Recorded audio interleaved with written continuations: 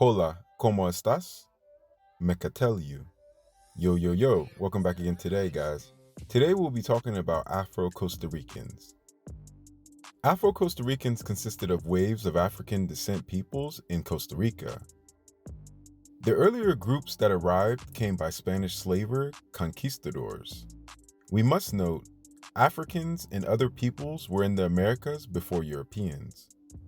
Just remember that Senegal, West Africa is closer to Brazil than any European country. And also that some of the oldest ships in history come from Africa. Majority of people throughout the lands were killed or died of foreigners bringing diseases. Christopher Columbus in 1502 continued his discoveries for Europeans. These Europeans lacked the knowledge of most or the rest of the world. Soon after, the Spanish would send many expeditions into Costa Rica in search of gold. With many failed attempts, Spanish men dying and never returning home, in 1561, Juan de Cavajan had a successful colonization effort. That same year, he returned to Spain and was rewarded the governor of the new area by the king. When Juan de Cavajan tried to return to the Americas, his ship was lost off the coast of Spain. 1 year later, Juan Vasquez de Coronado came from modern-day Guatemala and established permanent colonies in the Central Highlands. Once Spain conquered what is now the country of Costa Rica, they began to bring Africans from West and Northeast Africa. Slaves came from modern African countries such as Ghana, Gambia, Benin, Ivory Coast, and Sudan in North Africa. Africans would work on plantations such as Central Valley Plantation. Different plantations were worse than others from the coast to the inlands. Africans would work in the cacao, castle building, and other plantation duties. During this time, parts of the population were took by force and became the European owners' sex slaves. Over time, some of the population would also marry each other. Eventually, some of the African population intermingled with another group of indigenous Costa Rican peoples. The second wave of what makes up Afro Costa Ricans are Jamaicans who immigrated from Jamaica after colonial rule was over.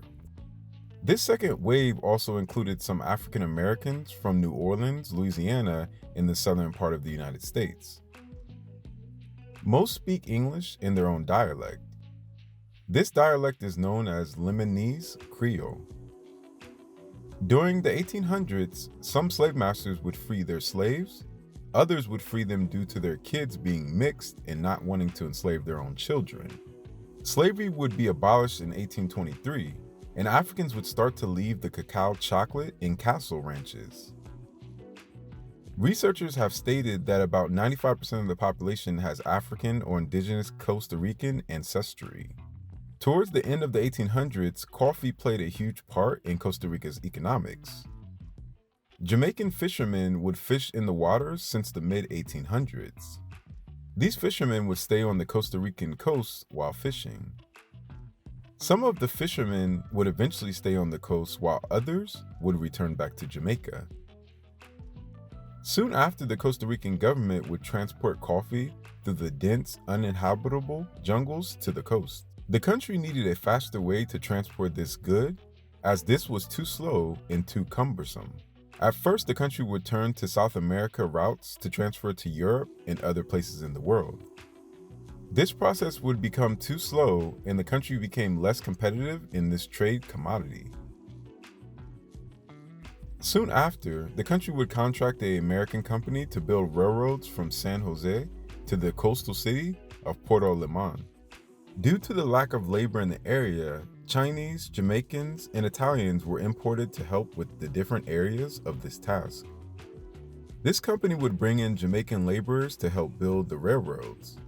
It took 10 years for the Jamaicans to build the railroad tracks, and after the project was done, they would settle in small cities along the railroad tracks.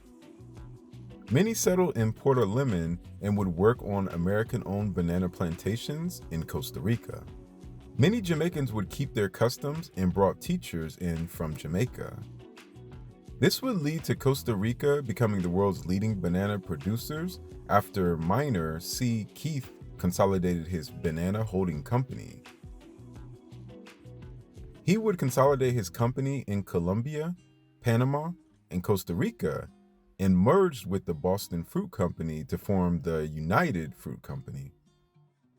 During this time, the Afro Costa Ricans had feuds and problems amongst each other.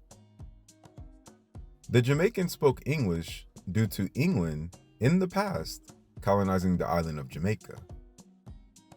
The original Africans who were brought, which some were mixed with European, African, and indigenous people, spoke Spanish.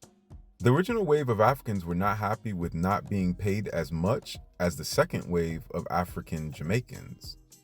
One could say that the Jamaicans' advantage to speak English helped with the relationship between the American company and them. Throughout the 1900s, disagreements from all sides, including the government, would not help Afro Costa Ricans. Up until 1949, the Costa Rican government had segregation laws against Afro Costa Ricans, especially on the coast. The right for citizenship and the right to vote was not a possibility until this time. Also, some did not want citizenship due to the way they were treated. Afro Costa Ricans are now spread over all of the 7 provinces in the country. The center of Afro Costa Rican culture can be found in Puerto Limón in the Limón province. Every year, on October 12th, Columbus Day is celebrated in the city. At this time, the sounds of loud reggae, salsa, and calypso can be heard. Parties throughout the cities, dancing, drinking, and music happen every time this year. Quince Duncan is noted as the first Afro-Costa Rican, Afro-Caribbean writer in the Spanish language. In most of his short stories and novels, he speaks of the population living on Costa Rica's Caribbean coast. Many of the younger Afro-Costa Ricans speak Spanish, but some speak Spanish and Creole English. So today, guys, we learned about Afro Costa Ricans. Please like and subscribe. Please turn on the bell notification down there so you get all my videos. Make sure you push the subscribe button. It's free. And the like also helps this video gain more traction, and subscribing make sure that we gain more traction as well as you getting more videos. So also check out my new NFT collection called Diaspora, which is online collectible art, which will be a collection of Afro descent people all around the world art. Add me on all social medias, which all social medias are Afric Network, which are on TikTok, SoundCloud, Facebook, Snapchat, and Instagram. Each one teach one. Always love each other. Always learn from each other. Until next time, adios. Peace. One love.